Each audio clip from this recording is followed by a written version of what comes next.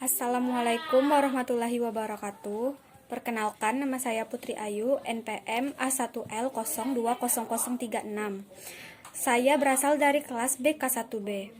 Di sini saya akan menjelaskan materi mengenai sumber hukum Islam, yaitu Al-Quran, As-Sunnah, dan Ijtihad. Hukum Islam adalah syariat, yang berarti hukum-hukum yang diadakan oleh Allah untuk umatnya, yang dibawa oleh Nabi, baik itu hukum yang berhubungan dengan akidah maupun amalia. Sedangkan pengertian sumber ajaran Islam merupakan segala sesuatu yang dapat dijadikan pokok, acuan, serta dasar untuk menjalankan syariat Islam. Al-Quran, As-Sunnah, dan Ijtihad adalah pokok dari syariat Islam. Saya akan menjelaskan sumber hukum Islam yang pertama, yaitu Al-Quran. Kedudukan Al-Quran sebagai sumber Islam yang pertama yaitu Al-Quran memiliki kedudukan yang sangat tinggi dari seluruh ajaran Islam. Al-Quran merupakan pedoman hidup umat Islam. Semua hukum yang ada harus merujuk kepada Al-Quran, karena isi Al-Quran merupakan firman Allah yang sudah pasti kebenaran di dalamnya. Adapun fungsi Al-Quran diantaranya: 1. Memantapkan iman umat Islam. 2. Penyempurnaan kitab sebelumnya. 3. Hukum dan tuntunan menjalani hidup. 4. Menjawab masalah hidup. 5. Menjelaskan perilaku manusia. 6. Sebagai mukjizat dari Allah. Dan 7. Petunjuk jalan yang lurus. Lanjut ke sumber hukum Islam yang kedua, yaitu As-Sunnah.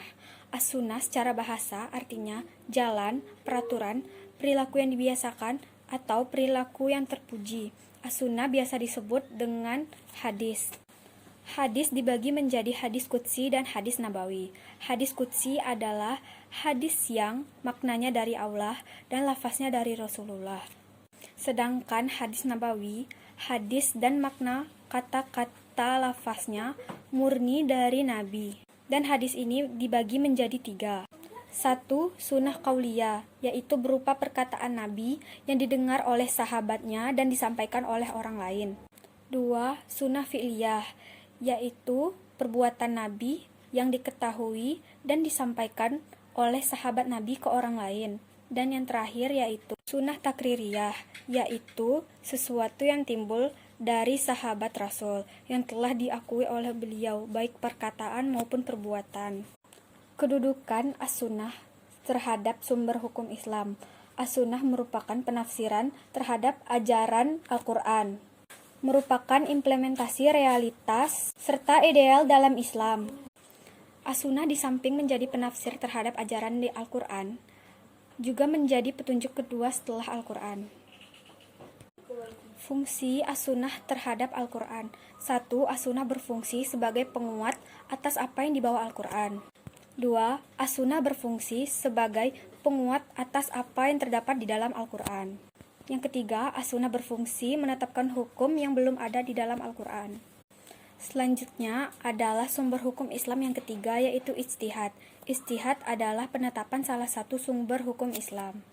Fungsi Ijtihad sebagai sumber hukum Islam yang ketiga setelah Al-Quran dan As-Sunnah adalah: jika ada suatu masalah yang harus ditetapkan hukumnya, tetapi hukumnya tidak terdapat di dalam Al-Quran dan hadis. Kedudukan Ijtihad. Dalam sejarah pemikiran Islam, ijtihad telah banyak dipergunakan. Ajaran Al-Quran dan hadis memang menghendaki ijtihad. Ayat-ayat perlu dijelaskan oleh orang-orang yang mengetahui Al-Quran dan hadis, yaitu sahabat Nabi, dan kemudian para ulama tersebut diberikan melalui ijtihad. Jadi, kedudukan ijtihad tersebut adalah sumber hukum ketiga setelah Al-Quran dan hadis. Sekian yang dapat saya sampaikan. Mohon maaf apabila ada kesalahan kata. Terima kasih atas perhatiannya. Wassalamualaikum warahmatullahi wabarakatuh.